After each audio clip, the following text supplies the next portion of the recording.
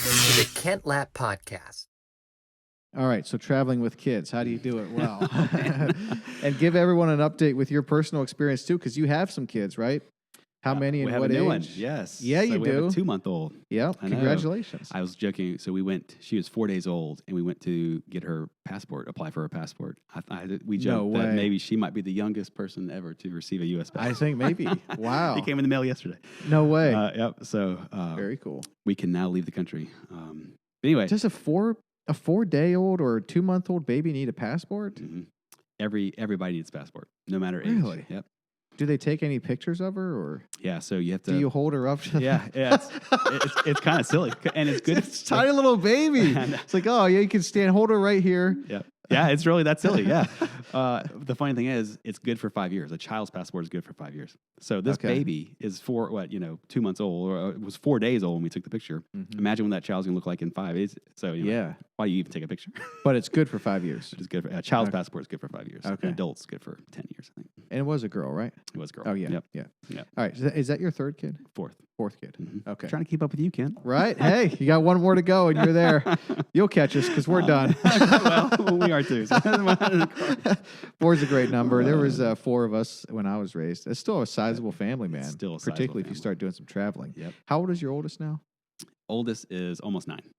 Okay. So she'll be 9 next month. Okay. Mm-hmm. Yep. So you have 4 under 9. We have 5 under 10. Yeah. A 2-month-old and 6, 7, and 8. Oh, okay. 9. Oh, so your youngest 6, was 7, 6 years old, and then you had a baby? Yep. Oh, man. Yeah. Wow. You think she was planned? I'm going to roll a dice on that one and say maybe not. But she's cute as can be now, so it's fun.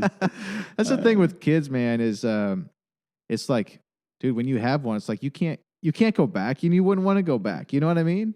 And they're also different. Yeah, they are. Yeah. But if you were planning for 3 and then 5 years went by and you had a kid, dude, that'd be tough, man. Yes, that would be tough. It's been a learning curve. Although the kids have had a lot of fun with her. I'm sure. Because they were so close.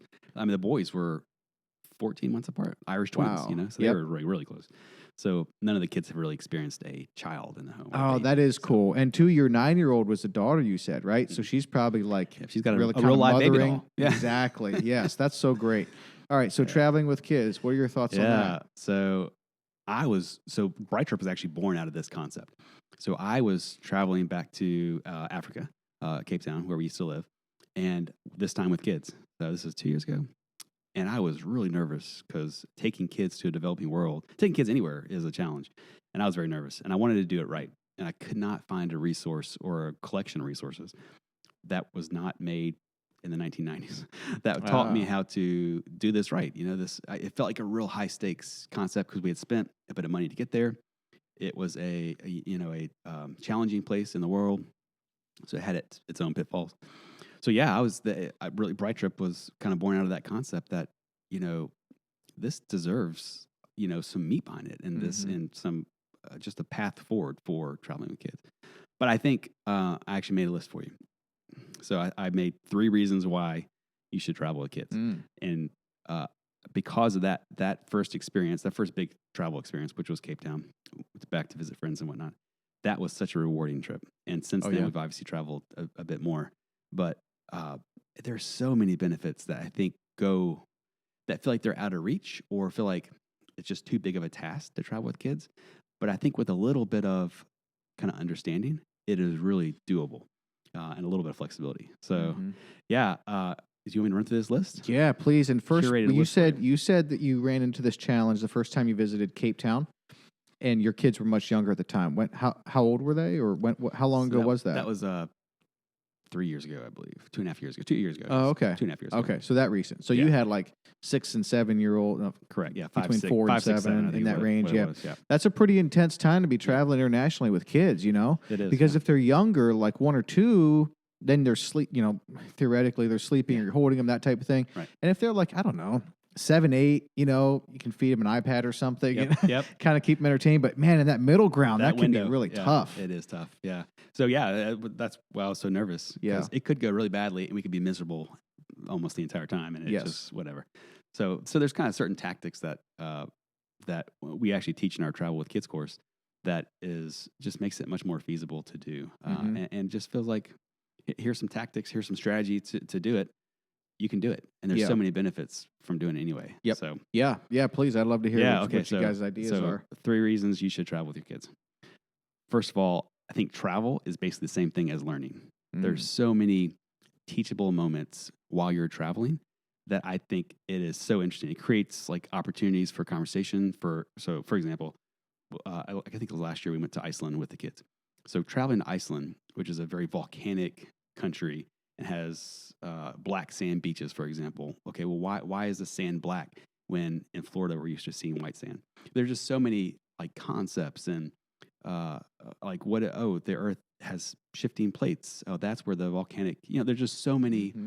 There's a litany of conversations you can have with the kids about that destination and why it's different and why it's unique and why are people who are traveling there.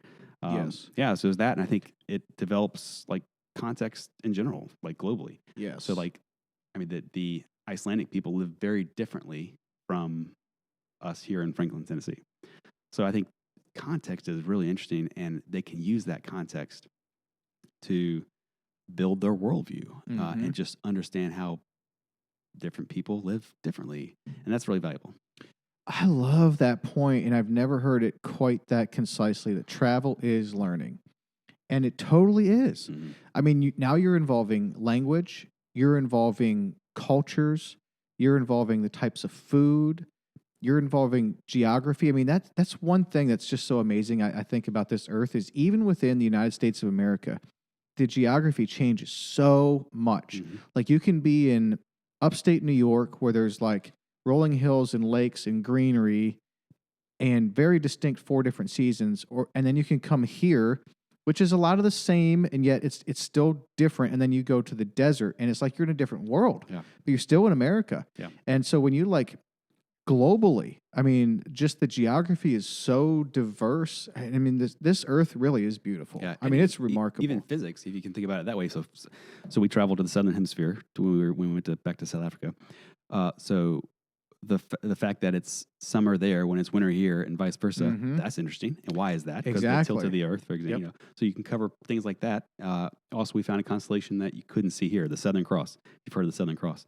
Southern Cross is a constellation you can only see in the southern hemisphere. It's the constellation you see on the Australian flag, the New Zealand flag, a lot of flags, Papua New Guinea. A lot of these flags have that little kind of cross made of stars. Have you ever seen that? I haven't. But I haven't thought of it. It's the Southern Cross, and it's only seen. You can only see it from the southern hemisphere. So anyway, so the fact that so we found the Southern Cross, and why is the Southern Cross here? Have you ever seen it back in Tennessee? No. Here's why. There's a lot of learning opportunities that come when you travel with kids. Yes, and not just culturally, but now you're getting into science, which is what you're talking about.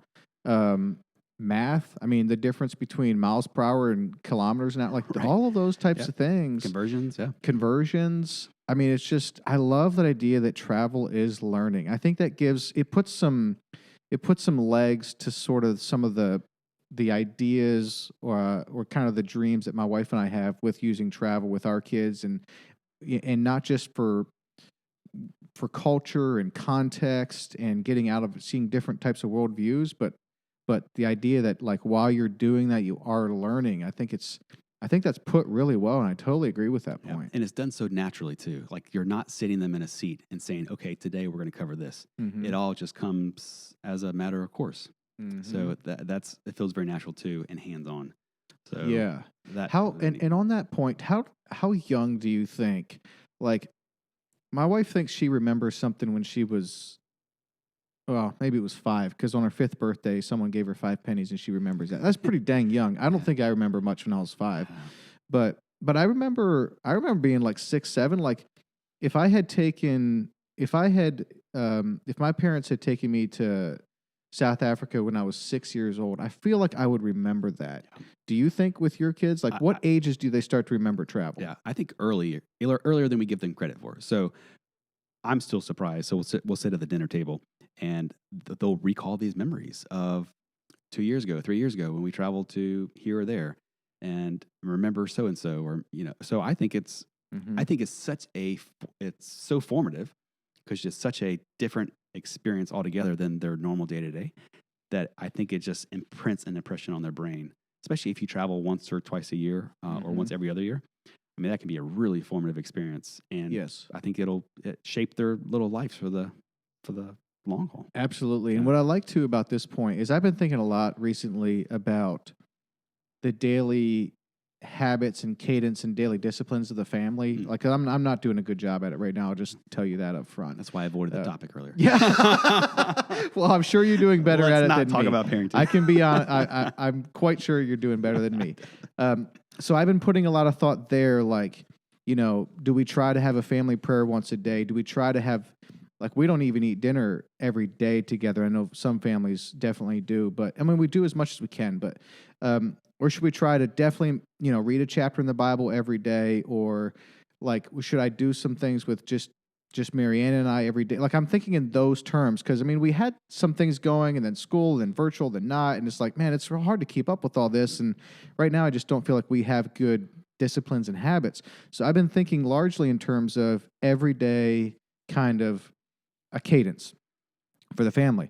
What was not so much on my radar, though, but what's occurring to me as I think about my childhood, and I think about even when I'm a parent, like doing trips and vacations and having experiences together with the family, like that's another category that can't be ignored. Yeah. Because when you're away somewhere, whether it's the beach or the mountains or hiking, even it's just for like to take the family and go hike at Radnor for a few hours, you're all together, you're all engaged, you're all kind of in the same space. And like, that's a whole nother level when you travel. And so that's like an aspect of parenting that shouldn't go ignored, which is kind of the whole point you're making here.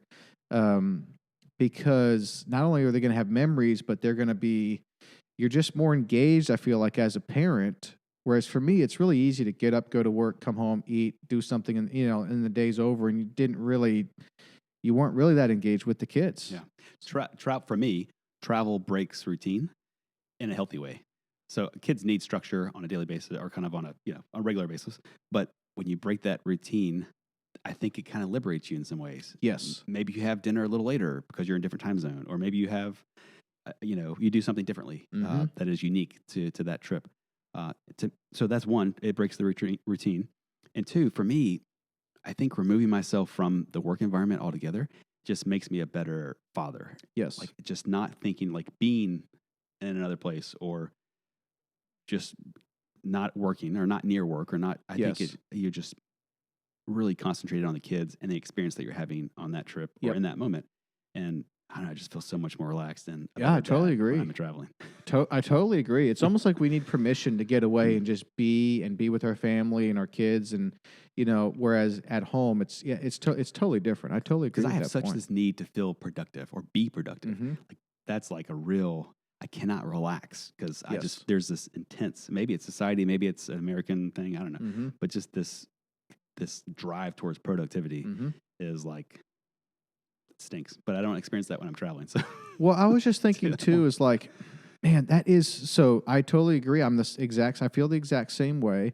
And then I'm thinking, well, man, have we sort of messed this up with like capitalism in America? Like it can overtake you, right? I mean, it can be like all consuming, too consuming. You're focused on what you're building and making life better. And then you all just you just like pass over being and talking and loving and enjoying. And yet, if we were like, all right, we're not going to have this capitalistic society in America, we are just going to sort of, have a good life and send out money to everyone and just be and enjoy and eat and hike and like those types of things. Well, it sounds great. It's just society doesn't move forward. Yeah. So you kind of have to have people with individual incentives to build and be productive in all of this. You kind of need that for the good of the entire society. But those builders, particularly the aggressive ones, you have to be okay like letting them out every so often, right? To go breathe and be. Right. So, yeah. It makes me think of Europeans, a lot of Europeans. So like Italians, they don't work to live, or they live to work. Work to live, not live to work. Yes. Yeah. Because work is secondary, in other words. That's right. Yes, totally. Well, and that's why I kind of like, I've never been to Italy, but I sort of feel like that culture really resonates with me. And yeah, I don't know if it does because I've never been there. But like, I kind of like that vibe of like, but I don't know. Spaniards are the same way. I mean, Spaniards? Spain, yeah. Oh, okay. Spaniards. They just, they're living life. They're not. Yes. They're not accomplishing the next task on their list. Okay. They're more interested in living life. Which sounds really cool, and yet I don't know how I would do if I lived in there. I think it would be an adjustment. So, all right. So back to traveling with kids. So yeah, the traveling is learning. I love that point. So travel is learning. Two, I think is hugely important, especially in the world that we currently live in. Travel creates empathy and diverse experiences, particularly around empathy. So, I mean, really, when you travel, I could just see these kids developing a sense of understanding that they didn't have before and respect for this concept or this way of doing things that they would not have had before. So I think about when we travel to Cape Town with our kids, we had the opportunity to go to the shanty towns and walk and be. We used to serve in one of the shanty towns. They call them townships in Cape Town. So we visited one of the townships that we served in and volunteered in. And it just so happened that the domestic helper that was at the Airbnb, which we stayed, she lived in the township that we had volunteered in. So we had this awesome opportunity to go see, her name was Piwa. So we went and saw Piwa's house, which was just a little bitty shack, barely held together. She showed us her home, where she slept. The kids realized that she didn't have a TV, she didn't have a stove, she didn't have a bathroom in the home, things like that. And just empathizing with her living circumstances. And she was happy as could be. And understanding that and just developing that perspective is really, really valuable, I think. Yes. Especially in today where everybody's at each other's throats and there's zero empathy. Yes, 100%. And also, it's a good, I think of I'm thinking of African type music where there might be a lot of, almost it might sound a little chaotic with drums and chants and that type of thing. And I'm just picturing some kids from America seeing that might think to themselves, or might even make the comment oh, that's a little weird. But that's a really good learning opportunity if you investigate, why do they think that's weird? It's not because that music is weird. It's because you're in a culture that doesn't do that. And the type of music you have is very different from that. Yep. And so when you but there's cultures all over the world. They're all different. It's not like the America got it right and our culture's right and the others are weird. It's it's just what you're used to. And that's how they do that there. So, and that does absolutely bring empathy and understanding. Yeah. And in a lot of ways, it makes them more adaptable too. Understanding that, I don't know, Asian cultures don't use a spoon. They often use chopsticks. That's not, like you said, it's not weird. It's just a different experience, a different dining experience. Yes. And it's not right or wrong. Yep. So, in Pakistan, they eat with their fingers, and you had what's it called, naan or whatever. Yep. It's that bread, and you would just dip everything in the naan and eat it. And I'll be honest, I feel like they got it right. Yeah. Of all the ways to eat, I'm cool with chopsticks too, and a knife and a good fork can do some pretty good damage on a steak. But the way, eating with your fingers and naan, there's something about that's I wish there was more of that here. Yeah. I agree. But it's a type of food too. It works when you scoop it up in the naan, you know? I just love I just saw my kids just bending their norms and just becoming more adaptable. Just because the peanut butter wasn't like they're used to in the United States, well, that's okay. And here's why that's different, you know? Yes. It also creates a sense of responsibility. So they have to pack themselves, they have to have access to their supplies and things like that, but they're responsible for their suitcase. So it's also a bit of a moment where they can create some responsibility. Yeah. And I think just understanding that how wealthy the United States is. There's a scarcity of resources all around the world. And we live in such a privileged place. That's a big thing that we try to tease out on every travel experience. Yes. That the Lord's just blessed them in so many ways. And they ought to be grateful. Yeah.